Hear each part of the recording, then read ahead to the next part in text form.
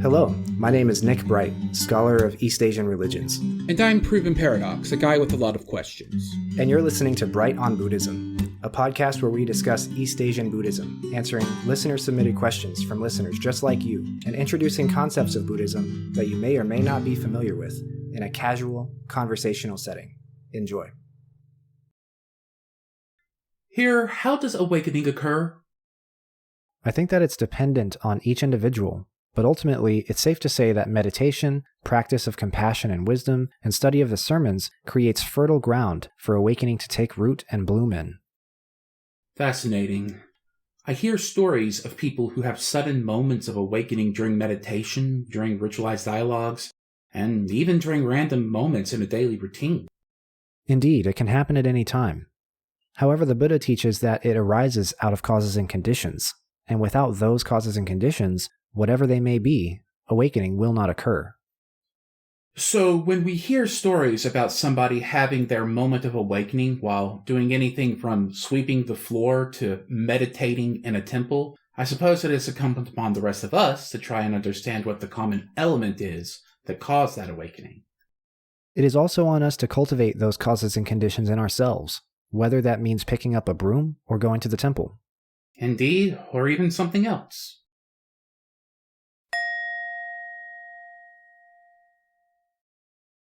Hello and welcome to this week's episode of Bright on Buddhism. This week we'll be discussing satori in Buddhism. What is satori in Buddhism? What happens when one attains it? How does one attain it? We hope you enjoy. So let's get into it. What is satori in Buddhism? This is a rather big question. First, I'll give the etymology of the word, and then its definition, and then its usage and meaning in the Buddhist context. Satori is a Japanese word, and it is the noun version of the verb satoru, which means to perceive, to understand, to sense, to discern, to comprehend, or to realize. This verb is mirrored in Chinese, where it is written with the same character and is pronounced entirely as wu, with the descending tone. Its meaning is different from other similar verbs like to see, to understand, or to know, in that it has a connotation of a previous lack of discernment or understanding that is remedied or changed in a sudden moment of realization. It is the verb form of an aha moment. Importantly, this isn't an aha moment that is the result of discovery of something entirely new and unexpected.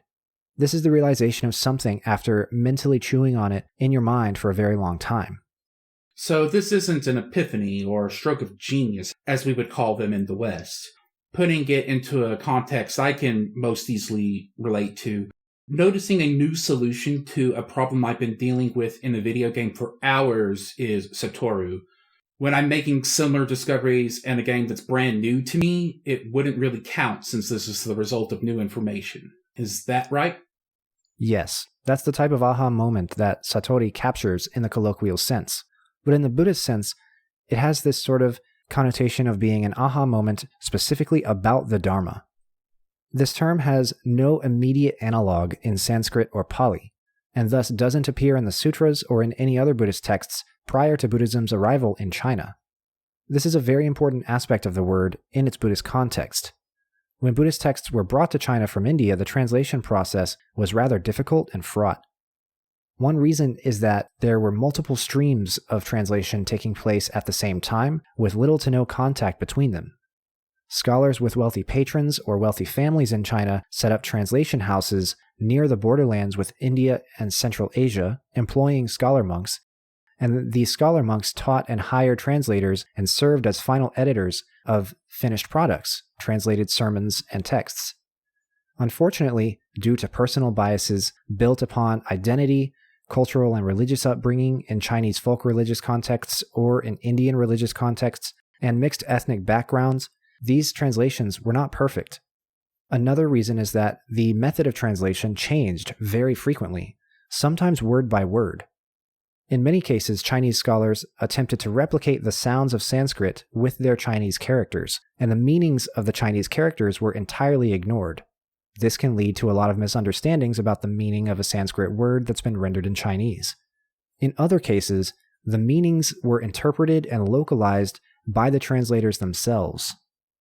This is one of the possible origin points for the translation of dukkha as suffering, for example. Dukkha was rendered in Chinese as ku, which entails struggle, hardship, difficulty, and suffering. Another reason is that Sanskrit and classical Chinese are very distant and different languages with incredibly different grammars and textual conventions. Another problem, which we've discussed before in brief, is that many texts begin to be authored in Chinese in the voice of the Buddha without any Pali or Sanskrit analog, leading to accusations of heresy and apocrypha, and so on. In the context of satori, Chinese translators rendered a few different phrases or terms in Sanskrit that dealt with enlightenment, insight, and sudden awakening into this word satori. Additionally, many sutras, for which we do not have a Pali or Sanskrit analog, and which scholars have no reason to suspect have any Pali or Sanskrit origins, also start to use the term. So, what specifically does satori mean in the context of Buddhism? In general, we could say satori refers to the immediate experience of attaining enlightenment. However, when the Buddha was sitting under the Bodhi tree and reached enlightenment, I don't think it's safe to say that he technically had a satori experience. Why do I say this? Because satori is intimately locked up with the sudden versus gradual enlightenment discourse that comes around in Chan and Zen Buddhism. To put it briefly, the question of how enlightenment actually happens to a person starts to be a real concern, because the Buddha has passed away and is no longer around to talk about it, and people have become worried about how they will know whether or not it happens. Thus, we get all sorts of discourse about if it's a sudden, all-at-once thing, or if it's a gradual and cumulative process, or if it's both. Most recently, we saw this issue discussed in the Lankavatara Sutra, but we will also see it in our discussions of koans in the koan series. The conclusion is eventually that gradual aha moments culminate in a sudden final aha moment, but there is a little bit of debate before that as to if it is all sudden or all gradual. Satori is the name for a sudden enlightenment experience. However, it could be one of the aha moments in the gradual progression of enlightenment, or it could be the big sudden one, or it could be both. It is the sudden fruiting of the planted seeds of meditation, study, contemplation, good merit accrued through compassionate action and ritual, and even Buddha nature, or original enlightenment, into the one big single insight gained. Most often, this is discussed as an insight into emptiness, but that's only because emptiness is equated with suchness, the capital D Dharma, in the Mahayana scriptures, particularly in Chan and Zen traditions. So you will often see satori interpreted or translated as insight into the non-arising of all dharmas. In this case, dharma with a small d, meaning all aspects or things in reality. The first level is knowing about the arising of things due to causes and conditions. The second level is knowing about their non-arising, which is due to their emptiness. Intimate knowledge and understanding of that is what is indicated by satori. It's important that we mention kensho as well. Kensho is often used interchangeably with satori, but it means something very different. It translates literally to the state of seeing, and it refers to the particular state of seeing one's own Buddha nature. This is very important to Japanese Zen in particular, so we won't talk too much about it here. Satori is much more widely used outside of Zen than kensho is. What happens when one attains satori? This insight is understood to be incredibly transformative in a positive way. It recontextualizes everything that you thought you knew about everything beforehand. It additionally changes your behavior in a significant way. Satori is like seeing behind the curtain, exiting the cave, seeing outside the matrix, or something like that. Once you do it, you can't ever look at anything the same way again. Because of that, your behaviors also change. You no longer act based on self-reifying assumptions, such as mistaking the body for the self, mistaking awareness for a soul, mistaking me as different from you, you as different from me. Most people are understood in Buddhism to be living according to these mistaken views, and satori is one of, if not the, final removal of those views. This is what is meant by a state of non-retrogression. It is a realization that you can't come back from, that you can't unlearn, even across multiple rebirths. Here, I will give some textual accounts of satori, and then I'll give some anecdotal accounts. Textually, when people have satori, they are said to have a number of different experiences and undergo various physical and behavioral changes. In terms of what they actually experience when it happens to them, little is written, because people are naturally suspicious of those who claim they've had satori. However, sometimes, especially in monastic records and catalogs, they will write, "Upon hearing this, so-and-so achieved satori, and he smiled quiescently," or, "and then so-and-so saw through the illusory nature of things and achieved satori." This is said to be a very joyous experience, but it isn't euphoric or rapturous, because that would sort of contradict the meaning of it in the first place. Then they're said to become very Buddha-like in behavior and temperament.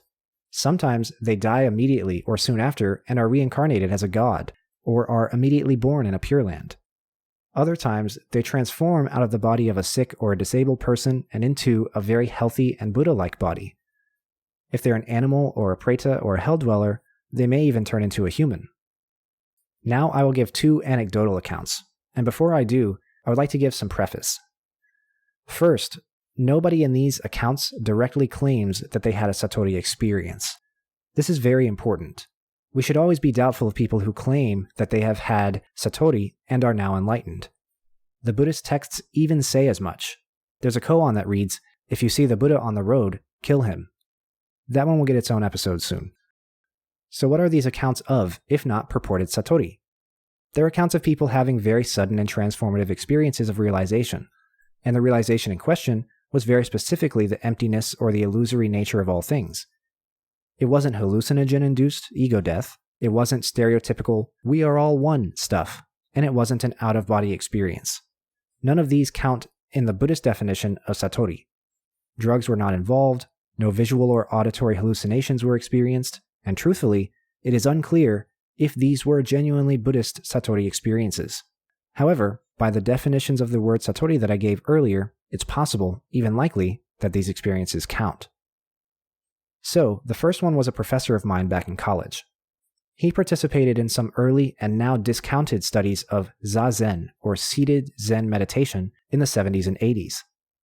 These studies are discounted, but only on the grounds of the conclusions they draw being non-academic. My professor's experience certainly happened as far as we can believe him. He said that after prolonged meditation, he felt that he disappeared. He thought that his body dissolved or fell away, which is a phenomenon known as Shinjin Datsuraku, and comes up incredibly frequently in the texts in association with satori. After this falling away, his sense of selfhood in terms of body was obviously gone. He was unaware of any others around him, though there were several other people there, and after quote-unquote coming back to the physical boundaries of his body, he struggled to stay yoked or attached to it, and says that he sometimes struggles with it to this day.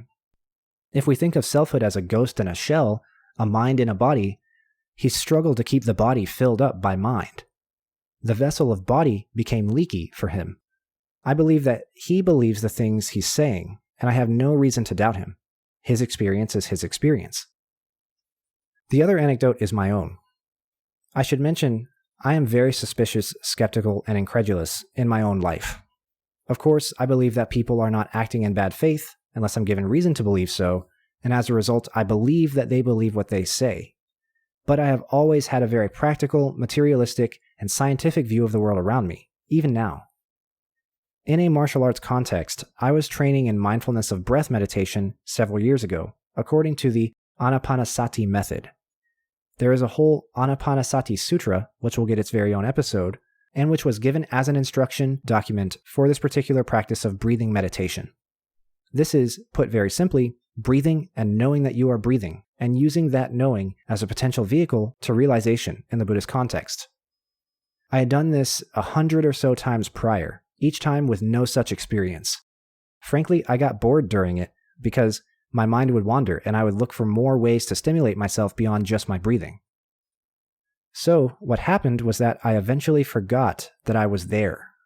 I forgot that I was breathing and doing meditation. My awareness was so yoked to the breathing that I too forgot my sense of self as body, self as consciousness, self as anything other than breathing. I came to feel like I was the gaseous nitrogen, oxygen, CO2, and trace elements that were entering and leaving my body, and my body was just there. The ghost in the shell had left, not to have hallucinatory experiences or out-of-body experiences, but to have the sapience of gas and vapor instead of the sapience of a human. To try and convey what it was like, I'd like to reference the philosopher Thomas Nagel, who wrote on a topic in philosophy of mind known as qualia. This can be broadly defined as the what it is like of mental states. In his famous paper, What It Is Like to Be a Bat, Nagel's argument is that when humans imagine themselves as a bat or a dog or a chicken, they are imagining that in terms of human qualia, human what it is like, not in terms of bat qualia, dog qualia, chicken qualia. Qualias other than our own are regarded as entirely unknowable unless we were to become something other than a human being. So from those examples, we can't really know what it's like to be a bat because, just for one really obvious thing, we don't know what it's like to sense the world through echolocation. Yes, and we can't know what it is like to move around via flapping wings rather than walking on our feet. We can't know what it is like to not have thumbs, etc. A common test for self-awareness in non-human creatures is the mirror test, figuring out whether the creature involved can recognize itself in a mirror. And this is a super anthrocentric way of measuring things. Dogs do not pass the mirror test, but if we're thinking about dog qualia, of course a dog wouldn't think that a mirror is another dog. A mirror does not smell like a dog. Exactly. And any time that human beings imagine themselves as a dog or a chicken or a bat, what they're really imagining is their human form in the shape of a bat or a dog or a chicken. They're imagining the world as though 2 arms and 2 legs were transformed into otherwise similar appendages like wings and claws and so on and so forth. But that's not actually bat, dog, or chicken qualia. That's human qualia disguising itself in our minds as other qualias. Qualia could be understood in the Buddhist context as a characteristic or aspect of a sense of capital S self. In that moment I'm describing as an anecdotal satori experience, I genuinely feel that I shed the human qualia and took on the qualia of nothingness. This is an experience of non-self, which I understand as being different from ego death, and which is close to an experience of the non-arising of all things. I've actually had a similar experience, this idea of being disconnected from one's own body, but mine was drug-influenced, so it certainly wasn't satori. So, how does one attain satori? I defined it before as the sudden fruiting of the planted seeds of meditation, good merit accrued through compassionate action and ritual, and even Buddha nature into one big single insight gained. This is more or less how one attains satori. Whether it is one of many aha moments along the way, or if it is the big final one, it is a realization or a conclusion that you come to after you've cultivated enough wisdom and compassion in your life. There are many analogs in daily life. If you have ever worked on a really huge project, you will likely have had a moment where you have made enough progress on enough pieces of the project that you start to see the end. You start to see it as a whole and not as a piece or several pieces of something. It's comprehensive and coherent all in one sudden realization of the wholeness of the project. That's similar to how satori is described. Another analog is if you are researching or investigating something and there's a pattern to the data that you can't quite wrap your head around. But after doing it, after doing enough observation and consideration, suddenly the pattern appears to you all at once, and everything that comes from it is suddenly right there in front of your face. In reality, it didn't really appear to you because it was there all along, but you did finally see it all in that moment. That's how satori is described. As a result, it's clear that it takes some work and that it's not something easily available for anybody and everybody. The monk at my local temple says that if you're suffering from severe illness, injury, hunger, thirst, pain, or other things, it's impossible to understand and believe the Buddha's Dharma and thus achieve satori because your concerns are not with reincarnation and emptiness. Your concerns are with your survival needs. Similarly, if you're in the throes of addiction, depression, anxiety, and myriad other mental conditions, you're likely to be resistant to the teaching. If somebody is addicted, and some guy comes around talking about removing the roots of desire, they may be highly resistant and dismissive of that message, especially if they are in denial about their addiction. Even if they're not in denial about their addiction, breaking addiction is a slow, difficult, often painful process, and that may dissuade someone even if they understand the harm that their vice is causing them. So, present and urgent issues take precedence. The Buddha is not uncompassionate. There are scenes in the sutras where somebody shows up before him starving or thirsty, and he says to them, "I'm not going to preach to you before having you fed." Once those hindrances are overcome, if they can be overcome, it becomes possible to start building the foundation necessary to cultivate satori. To use our analogies from earlier, you can't start the research, investigation, or project without eating or drinking first. Once those needs are met, you can then begin to work for real. This means you practice meditation undistractedly, you read the sutras and actually understand their meaning, and you gain knowledge about emptiness and impermanence, and so on. After reaching a certain level of knowledge and understanding and insight with regards to these things, satori comes to you. It's not something that can be chased down and seized by you. If you desire strongly for satori, then your efforts will be counterintuitive and misdirected, and you'll probably have missed some lessons about desire in your studies. Buddhism teaches that there is no chaser and nothing to be chased. You have to meditate, practice, study, and live wisdom and compassion selflessly, without any expectation or desire for achievement, status, or recompense. Interestingly, as we've discussed before, Zen thinkers teach that satori can happen very suddenly and seemingly randomly as the result of some big, unexpected, inciting event, like a slap, like being doused with cold water, or like a big jump scare. It's possible that this is just the capstone on top of a lifetime of building the foundations for satori because it only happens to monks in these stories, but some think it is possible for anybody. It's described as striking like a lightning bolt or a vajra. In addition to the physical stuff I mentioned before, it can also happen as a result of a seemingly nonsensical combination of words into a sentence or a dialogue between two people, such as a koan. Personally, I think of aha moments as being so individualized and so contextually defined that I can't imagine a consistent way to facilitate their occurrence. By nature, they are rare and subject to the state of mind of the person having them, as well as to the circumstances around the person leading to it. Satori moments are very similar to regular and mundane aha moments, if not even more rare and more dependent on the state of mind and circumstance. As a result, we can look at what was happening in the stories of people having satori moments, but those stories are usually embellished or fabricated in the interest of advancing doctrinal agenda, such as encouraging or defending certain practices or interpretations of the teaching.